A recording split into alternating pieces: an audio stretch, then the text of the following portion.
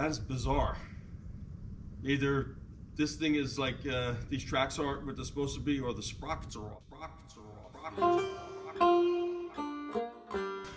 Oh yeah, baby. That was easy, buddy. Yeah, it's off the next one. Go one more if you can. It may be too hard. That's all right, don't. So again, the distance we care about is from here to here, and this is 4.5.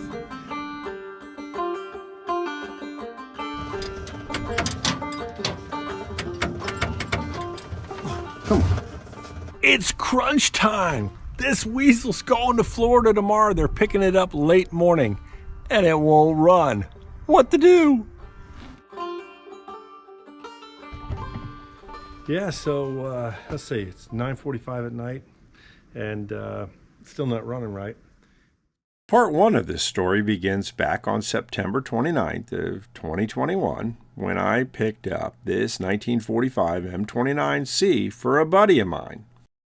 After an uneventful pickup, I got this weasel home and got it running pretty quickly. The tracks had some issues, so I did some track tensioning and some repairs and set out to make this thing run and drive. But pretty quickly we had problems and we broke the track that you see me removing here. And along the way, my buddy had some plumbing issues at his house and septic system, and so he decided not to take it. So I put the weasel for sale and sold it to a nice gentleman down in Florida. As a part of the deal, I promised that I would repair these tracks by replacing the 5 or 6 bad grousers on it. Since the weasel otherwise ran pretty well, I didn't think it was too big of a project, and I probably put it off a little too long because I knew he had contracted with a company to come pick the weasel up in the beginning of December. Remember the yellow M29? Brand new sprockets, repaired tracks, ready to go? My little test bed for learning about weasel tracks. Problem was, she's parked right in the way, and I needed to bring the other green weasel down here to get it worked on so I could get it ready for Florida. So my buddy Pat showed up to help me put the tracks back on, which we did.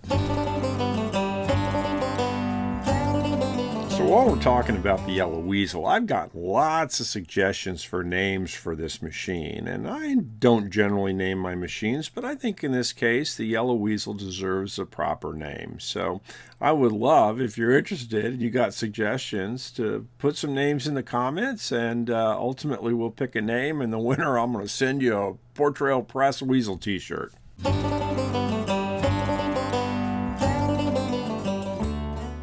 On the subject of installing tracks, it does get easier the more you do it, and I've certainly had a lot of opportunity lately to take tracks on and off of weasels.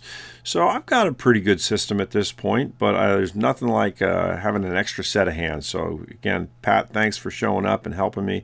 It just makes the process that much simpler. You can do it by yourself, but man, it's nice to have an extra set of hands, and particularly Pat's now done it a few times too, so we're starting to get our system down. Kind of makes it easy to do.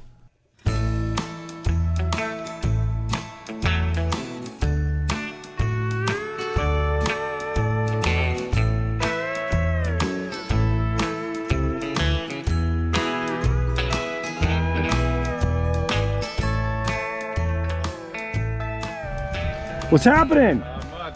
I'm on, huh? You're on video. Great. We have a Converto trailer coming in. It is. Up top.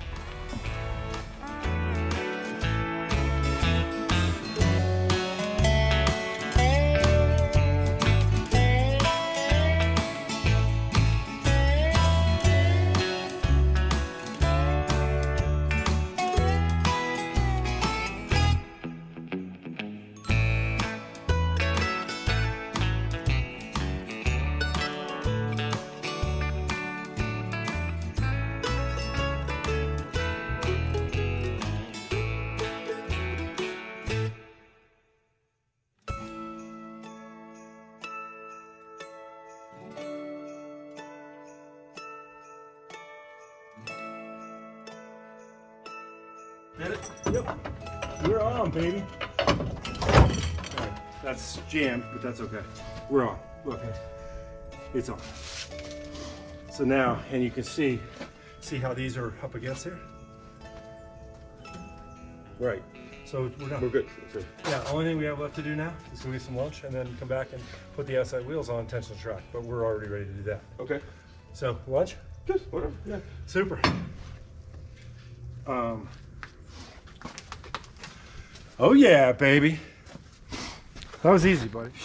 So you know the old adage about without a deadline, nothing gets done? Well, I got that phone call that I'd been expecting saying that the transport company was on its way to pick up that green weasel in a couple of days. So yeah, I'd gotten the track off and I'd gotten another track repaired and ready to put back on it, but I hadn't done much. So I went ahead and pulled it down. First thing to do was to take off this front idler because it's split. It's part of how you put the track on. It wouldn't come off, so of course that was some fiddle-faddling around. That's about an 80-pound pry bar. But I got that thing apart and got the track put back on here in a second, and then that's really when my problem started. Oh yeah, baby.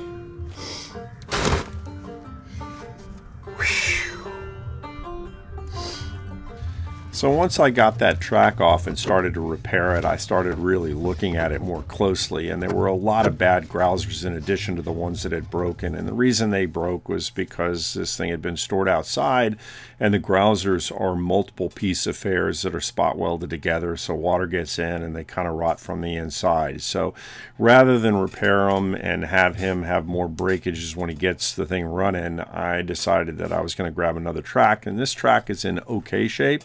It's an original World War II track, but it has not been banded, and so fairly fragile. But what we decided to do was I was going to put this track on so that we could load the vehicle onto the trailer, and then I was going to give him the broken track as well, which has bands on it, and he can remove the bands off of that track and replace the outer cables on this one, and it'll end up with a nice serviceable track.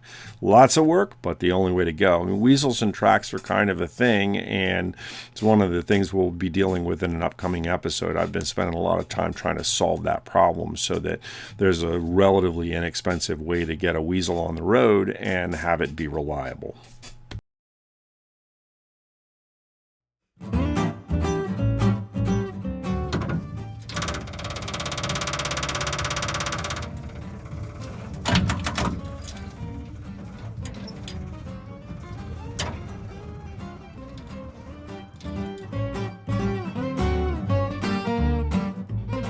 So of course I had no trouble getting this weasel started when I first bought it, and I drove it around until I broke the tracks and everything's worked perfectly, but now that there's a deadline and somebody's coming to pick it up, it's not going to start.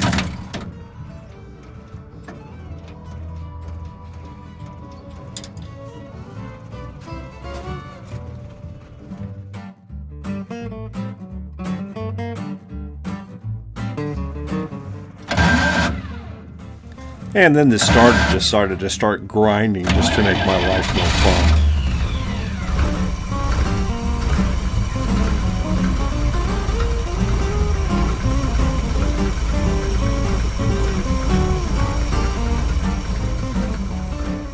So with the engine purring along, there was order once again in my world, until there wasn't because it died again and wouldn't restart. And after a little bit more diagnostics, I concluded that I had a carburetor problem.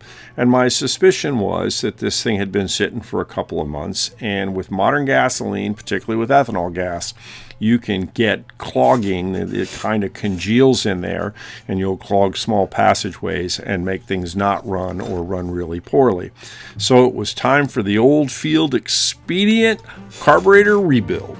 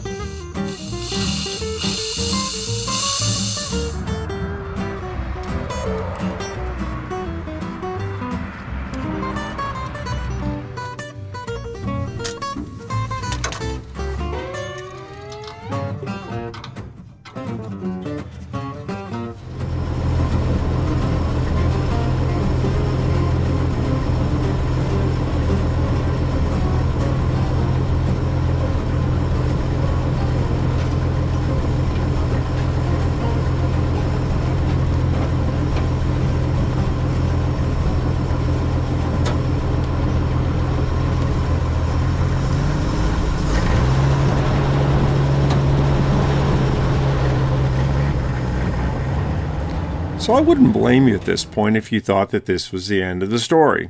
In fact, I had a nice little drive around the farm, and the weasel performed pretty admirably until it didn't, because no sooner did I get back to the shop than it decided to die right outright.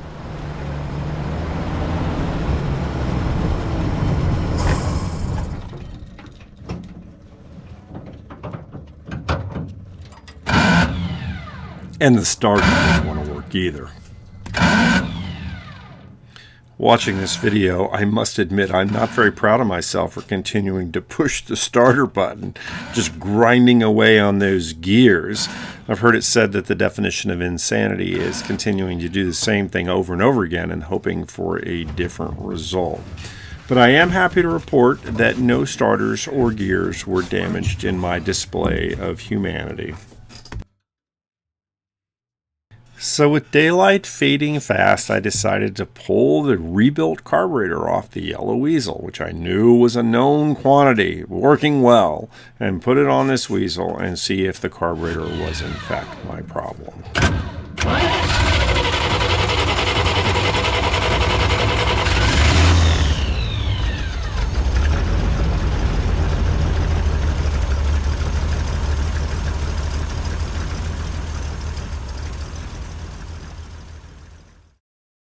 Many of you are probably familiar with the Winston Churchill quote. The definition of success is an ability to move from failure to failure without a loss of enthusiasm. So I gotta say that by the end of the night, after another couple of hours of messing with this in the cold, I was suffering from a little bit of a loss of enthusiasm and decided I better go to bed and start over in the morning. With the looming deadline of about an 11 a.m. pickup the next day, I figured I'd get up and it'd be light by 6:37 and I could be working on it. And since I was close, hopefully I'd be able to just drive it on the trailer by the time came. So off to sleep I went. It always amazes me how much gets restored with a good night's sleep. So my ambition was back in the morning. I got out early and decided that I was going to do all of this right. I didn't want to send this down to my friend in Florida and have him have problems that I could fix. So I set about fixing the starter first and foremost. Yeah, so we have a little starter problem too. And look at this wonderful kludgy exhaust system they built. I'm hopeful that I don't have to take that starter out, because if I do, that thing is gonna be in the way. And yeah, that's not fun. More challenges, but hey, one step at a time. So as I mentioned, step one was fixing the starter, and the best thing to have done would have been to remove the whole starter, but on a Weasel you have to lift the back of the engine up, and because of that crazy manifold that had been made, there was no getting the starter out without taking the manifold off as well. So I decided I was going to try to figure out what was going on with the solenoid. And after looking at it, I realized that somebody had removed this little spring that helps return the solenoid once the engine starts. And thinking that maybe that had something to do with it, I actually went to my spare pile of parts and managed to find one. So it was actually against all odds. I managed to successfully put that spring in place and get it tensioned. And let me show you what happened when I hit the button to see if it would work.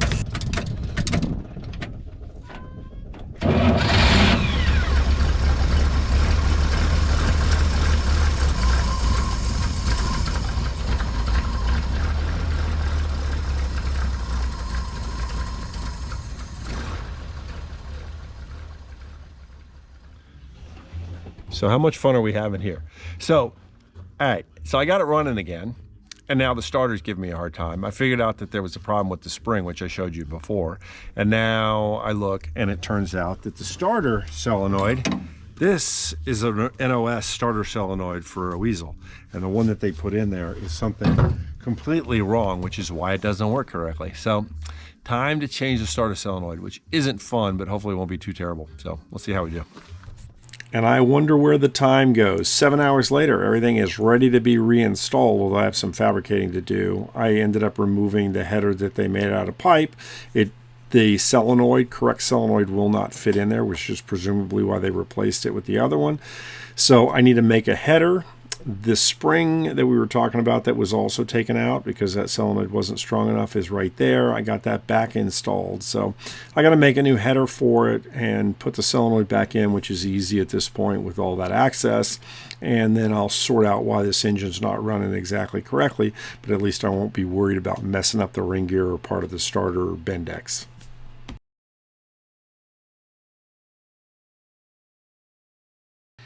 So we did get the tracks back on and got them tensioned correctly, but almost immediately noticed that the sprockets were still jumping out of time. So, which is part of how I broke one of the other tracks before, which, you know, I spent a lot of time head scratching over the last couple of days. Pat and I were looking at it, and ultimately I have come to the conclusion, and I think it's probably the correct one, that I have not tensioned the tracks tight enough, which is really going to be the subject of a whole nother video. But the big issue with weasels is tracks, as you guys who've been around this channel know. Everybody loves weasels, but the tracks are difficult, and there are very few of them in the world really that run great and consistently that people don't worry about the tracks. There's a solution overseas for some rubber tracks that seem to work pretty well, but maybe wearing some stuff out.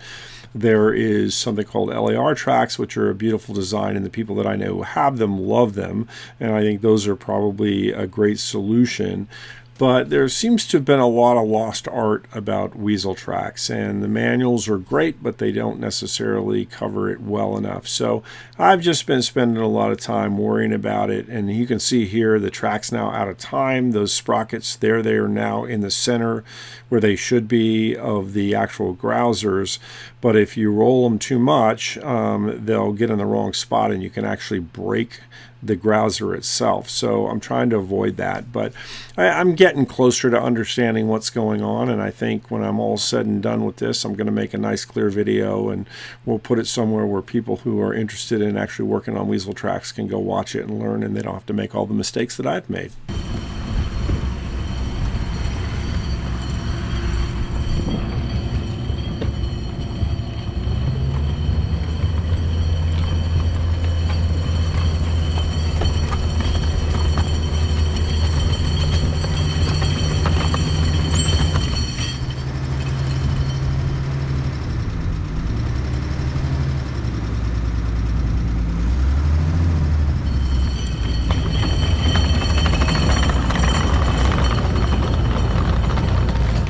All right, guys, I hated to miss the deadline, but it was ultimately the right thing to do. You know, that whole keep your corner square thing, I do kind of take it seriously. I don't always live up to it, but I try. And I didn't need to send that thing down with the starter problem and not running correctly and yada, yada, yada. So it's all getting sorted out. I'll have it sorted out in another day or so, and we'll get that thing on its way to its new owner. And next episode is going to be a bunch more about tracks. I got some cool things happening. I got something in the mail today that I can't wait to share with you, but I'll tell you more about it next Wednesday. So hit the like button, hit the subscribe button, keep your corner square, send me a note, say hi, and let me know what you think we should name this weasel. The yellow weasel needs a name. So, hey, Patrick Tipton signing off. I'll see you next week. Bye.